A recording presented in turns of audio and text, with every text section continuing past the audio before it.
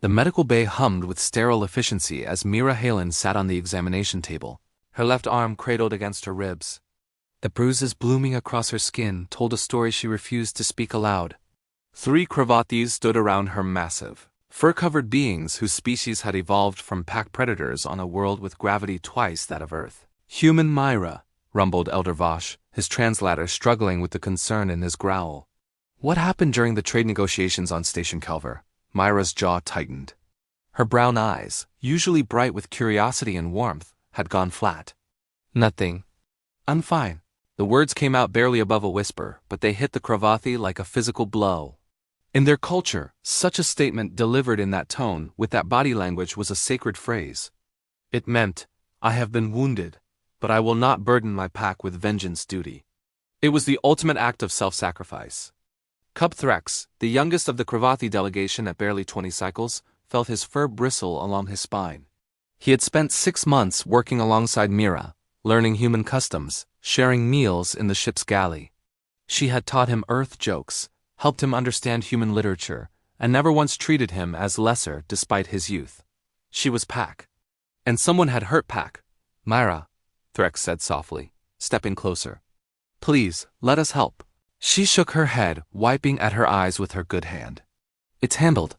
Ambassador Kelrith already filed a formal complaint. The station security is investigating. It's fine." There it was again. That word. The 3 Cravathi exchanged glances. Their species had allied with humanity 5 years ago, drawn together by compatible ethics and complementary strengths. But in that moment, the humans learned something new about their allies. The Cravathi had a concept called cub debt. When a pack member minimized their own suffering to protect others, the pack's youngest warrior inherited the duty to seek justice, not revenge justice. Swift, proportional, and absolute. Threx's ears flattened against his skull. "Elder Vosh, I invoke cub debt." The elder's eyes widened, then he slowly nodded. "Witnessed. You have 3 days." Myra was ordered to rest, sedated gently by the ship's medical AI despite her protests. Once she slept, Threx moved with purpose. He accessed the station logs, pulling every second of surveillance footage from the trade meeting. What he found made his blood run cold. Ambassador Kelrith, a Vrenix diplomat known for his aggressive negotiation tactics, had cornered Myra in a side corridor. The footage showed him towering over her, his chitinous claws gripping her arm hard enough to bruise. When she tried to leave, he had shoved her against the wall. The audio was damning. "Your species may act tough, human, but you're weak, fragile. Perhaps I should demonstrate what happens when Earth sends children to do diplomacy." Myra had fought back, of course she had. Humans always fought. But Kelrith outweighed her by 200 pounds and had an exoskeleton that shrugged off her strikes. He'd left her crumpled in that corridor, laughing. Station security had found her 20 minutes later. She'd filed a report, taken her injuries to medical, and said those damnable words. "I'm fine." Threx's claws extended involuntarily. He forced himself to breathe, to think. Cub debt demanded justice, not blind rage. He needed allies. Within an hour, he had them. The Earth ship Defiance was docked 3 ports over. When Threx explained the situation to Captain Rodriguez, the human's face went through several expressions: surprise, confusion, then a cold fury that reminded Threx exactly why humans were called Death Worlders. "You're saying your people have a tradition about this?" Rodriguez asked.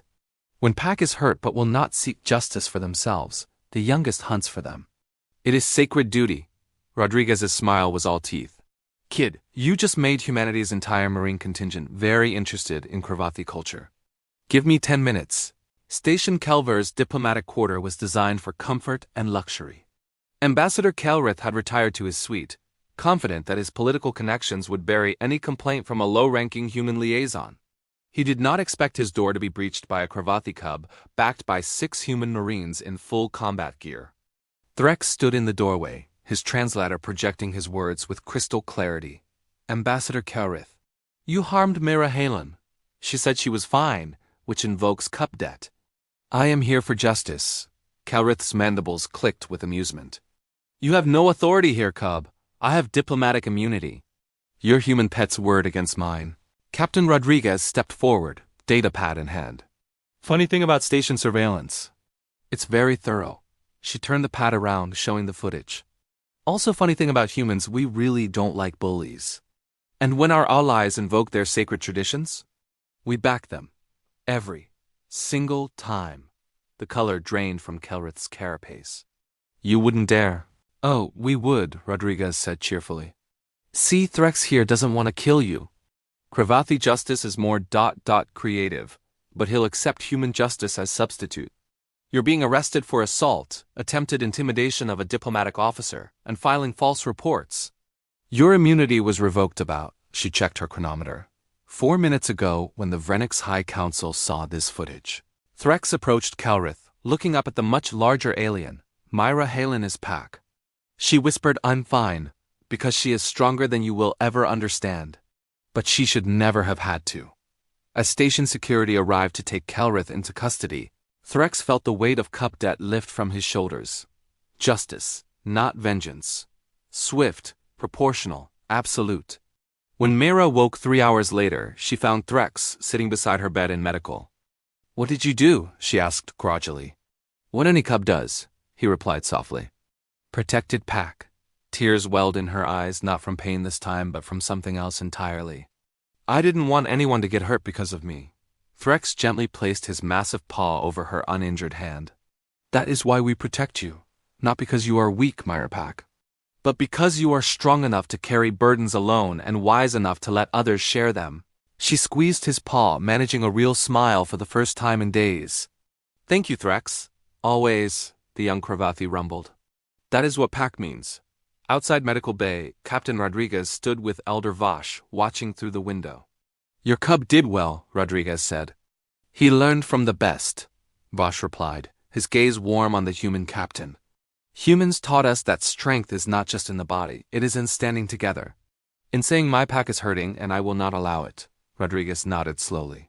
And you taught us that sometimes the quietest voices deserve the loudest champions. In the end, humanity and the Cravathi both learned the same lesson. I'm fine should never have to be whispered alone. Because when it is, the cubs will hunt, and they will never hunt alone.